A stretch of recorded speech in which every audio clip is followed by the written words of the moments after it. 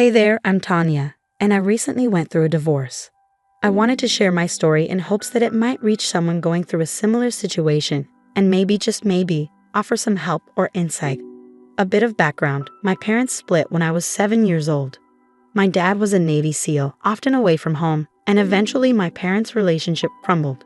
My mom remarried a man named Paul, and I ended up living with them. Paul was seriously abusive, and the worst part was that my mom knew but loved Paul too much to do anything about it. She turned a blind eye to what was happening in our house. My dad would visit occasionally, and I would spend weekends at his place. Despite being close to my dad, I was too scared to talk about the abuse, even with him. He always made me feel like the most important person in his life. One day, near the end of middle school, I was with my dad at the beach when he noticed bruises on my thighs. "Hey, what is that on your leg?" he asked. Nothing. I just got hurt," I replied. "How?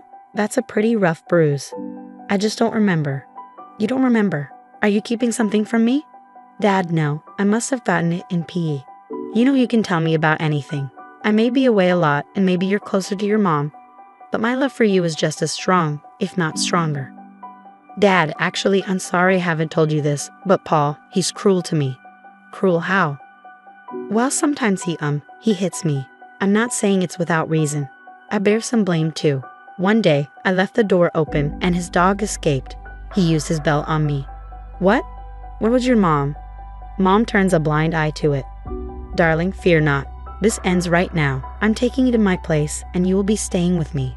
I'll have a serious talk with your mom. This ends now." My father took charge of the situation, and after legal proceedings, he obtained full custody of me. I moved in with him, which was a much better setup. Due to his work commitments, I often stayed at my aunt's place nearby. My mother initially apologized and tried to reconcile, but she eventually cut me off. Truth be told, I wasn't as close to her as I was to my dad anyway. I went on to medical school, earned a degree, and became a licensed cardiologist, fulfilling a lifelong dream. Both my dad and aunt were immensely proud of my achievements. During this phase of my life, they were my only family. I wasn't particularly outgoing but had a couple of close friends. Given my profession, I made an effort to be more extroverted, and to my surprise, I became quite adept at it. I met my husband Justin at a karaoke bar, an unusual place for me, but it was my friend's birthday. Justin needed a partner for a duet of Time of My Life, and my friends, knowing I found him cute, pushed me to join him. It turned out to be a really enjoyable night, and we exchanged numbers. We started dating, and I introduced him to my dad. My dad liked him immediately. Justin, a marketing assistant, had a likable personality and provided the love and care I had missed before my dad stepped in. A year into our relationship, Justin took me back to the same karaoke bar where we first met and proposed. "I think it's time for us to start the family we've always talked about," he said. "What do you mean, babe?" I asked. "Tanya, there's something I've been wanting to ask you for a while now." "What is it, Justin?" "When we first met at that karaoke bar, I had no idea I was meeting the love of my life. You've brought so much happiness and warmth into my life, and I can't imagine spending it with anyone else. Tanya, will you marry me?" "Oh, baby, yes." I'll be completely honest. While some people might find it perfectly okay to get married within a year, for me, with the emotional walls I had built over time, it felt a bit early. I said yes in the moment, but had many thoughts afterward. I loved Justin deeply, but I was afraid that if I asked for more time, he might consider ending our relationship. So I decided to go along with it. We had a very private wedding ceremony. I invited my mother, but she didn't show up, which was somewhat disappointing because, after all, she was my mother. However, my dad was there, and I was immensely grateful for his presence. He walked me down the aisle, and I was officially married to Justin. A year into our marriage, we were blessed with a beautiful baby girl. I remember after my delivery, the room was filled with balloons and flowers as everyone came to visit. My dad, Justin, and his parents. As a new mother, I decided to take some time off work to be with my daughter. That early time with Amanda was incredible, and I still cherish every moment of her babyhood. There's truly nothing as beautiful as bringing a child into this world. It is a testament to the wonders of life. Justin was working during this time, but eventually I had to return to my job. Justin was amazing as a dad, super playful and gentle with our daughter. He would even let her go to town with makeup on his face. He was a real sweetheart as a dad. But here's the thing, With both of us heading back to work, we decided to hire a nanny to look after Amanda. She was a little bundle of energy, and we wanted her to have the best care while we were away. After some time, I got pregnant again, and then out of the blue came the shocker. The doctor revealed that I was not just expecting one more addition to our family, but twins. It wasn't exactly what we had planned for, but it brought a boatload of joy into our lives. Little did we know that with the arrival of our children, the dynamics of our marriage were about to shift. Justin wasn't exactly thrilled that I earned more than him. He never openly discussed it with me, but I sensed his feelings when our friends Carrie and Dylan came over for dinner during my 3rd trimester. "So how are you guys feeling about the babies on the way?" Dylan asked. "Oh, we are excited. A little nervous, but mostly excited," Justin replied. "Speaking of babies, have you guys thought about names yet?" Carrie inquired. "Oh yes, we've been brainstorming. We want something unique but not too out there, you know," I said. "Any favorites so far?" Carrie continued. "Well, we've been tossing around a few ideas but haven't settled on anything just yet," Justin added. "How about family names? Those can be really meaningful," Dylan suggested.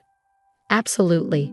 We've been researching strollers that can accommodate multiple babies. It's been overwhelming, but we'll figure it out," I said. "It's amazing how much stuff you need for 2 babies, right?" Dylan said. "Just tell me about it. Our checklist keeps getting longer," Justin replied. "Tanya, do you miss being at work?" Carrie asked. "A bit. You know, being a doctor is tough, but when you treat people and help them, it just feels so good to see their smiles," I responded. "Wow, a corporate worker and a doctor. Do you even manage to find time to make all these babies?" Dylan joked. "Ah, come on, Justin. I'm pretty sure your wife must be the money bag in the house, you know?" Carrie teased. "Well, you know how it is, Dylan. I actually earn more than Tanya," Justin said nonchalantly. I could not believe what Justin had said. Why would he lie about something like that? After Dylan and Carrie left, while we were doing the dishes, I finally decided to talk to him about it. "Justin, can we talk for a moment?" "So, what's on your mind?" he asked. "You said you earn more than me, but that's not true, is it?" "No, it's not true," he admitted. "Justin, why on earth would you lie about something like that?" "I don't know, Tanya.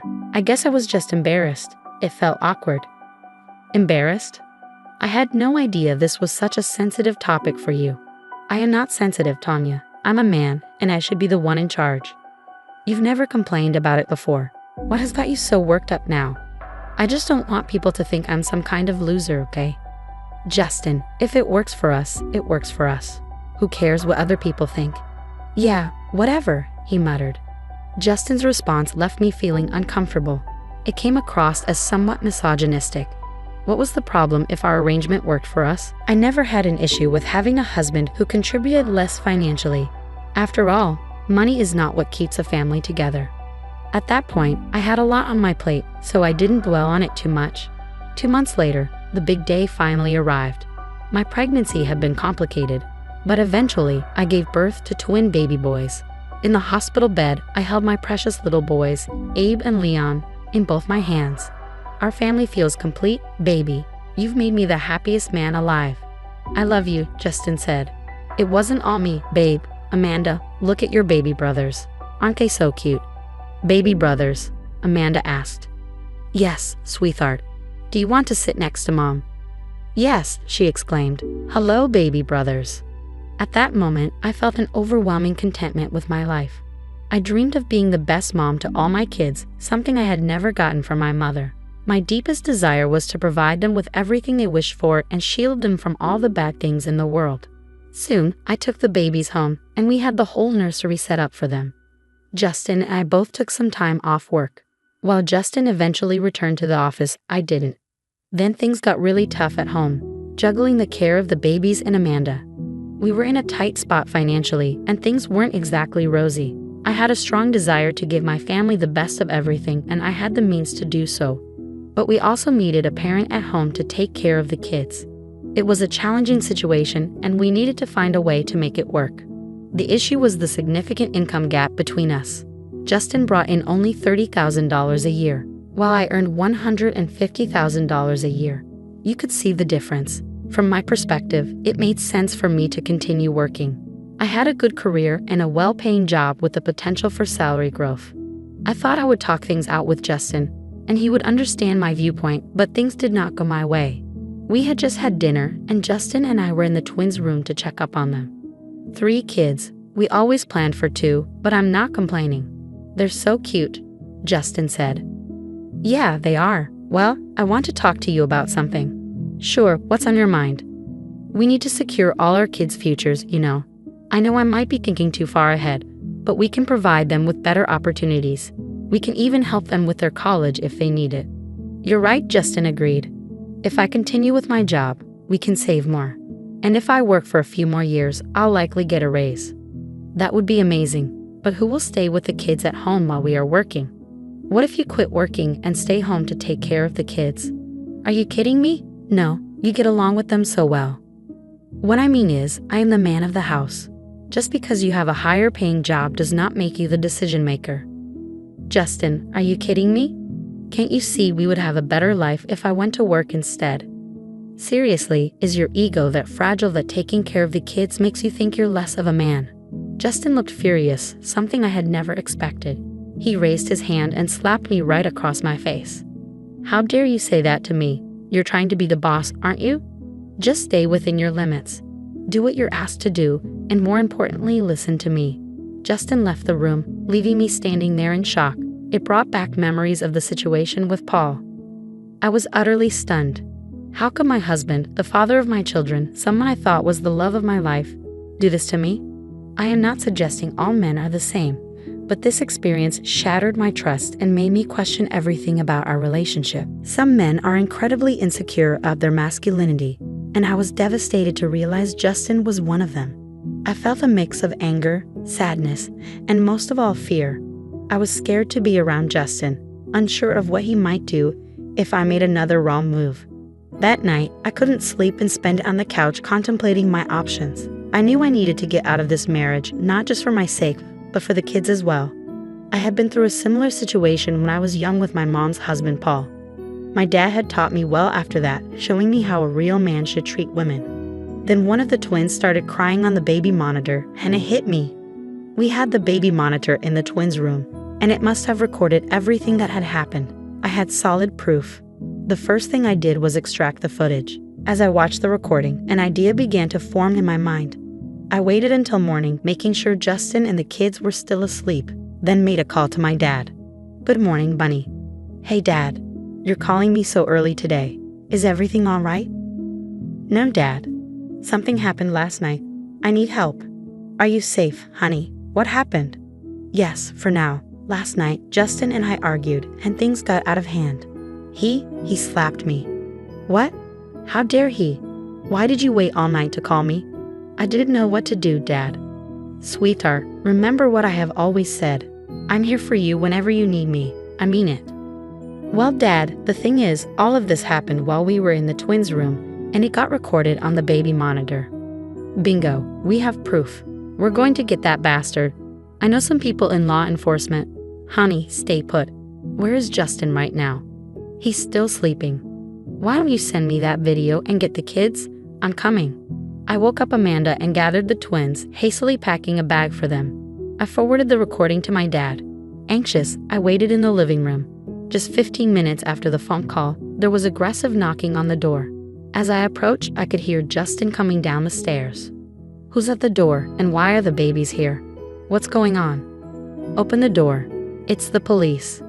The police? Who called them? Justin rushed down the stairs, and as he did, I opened the door. The first person to enter the house was my dad, who hugged me tightly. Thank God, honey. You are safe. I'm so sorry. Thanks for being here, Dad. You're under arrest for assaulting your wife. Anything you say can and will be used against you in the court of law. You have the right to an attorney. If you cannot afford one, one will be provided for you. Is this about last night? You've got this all wrong. It was just a big misunderstanding. The police officer handcuffed him. Get these things off me, I said. OT, you're going to pay for this, I promise. I will break your jaw if you ever speak to my daughter like that again. Consider yourself lucky that I did not handle this myself. Take him, officer. My dad drove me and the kids to his place. Both Justin and I hired attorneys, and there was a lot of courtroom drama. Surprisingly, his criminal record included a bar fight where the other person ended up hospitalized for a month. I had no idea of this. As a result, Justin was sentenced to 3 months in jail. I sent him the divorce papers and not only gained custody of my children, but Justin also did not receive any visitation rights. I had a lot to figure out, but my dad offered me a solution. You know I am retired. If you'd like, we can take care of the kids here until you have something else going on. No pressure. Dad, that would mean a lot to me while I figure things out. Furthermore, I've met someone named Kathy. She brings me a lot of joy. Would you mind if she moved in here too? I had already asked her before all this happened and was going to inform you. No, Dad, I'm more than pleased. I'm glad you found someone. You can return to work, and Kathy and I will look after the kids. Sounds perfect, Dad. It has been 6 months since we moved into my dad's house, and a lot has transpired during that time. Justin was released from jail but did not attempt to contact me. I got back to work and met Kathy. She possesses wisdom and experience, and she's very affectionate. Surprisingly, she also provides motherly advice, filling a void in my life. All my kids are healthy, and Amanda has started preschool. Honestly, I believe I might need more time to fully recover from everything. However, on the bright side, I'm grateful for everything I have. For now, I am just concentrating on my work and my kids. It may take time to heal and grow, but surrounded by the love of my family, I know I will find my way.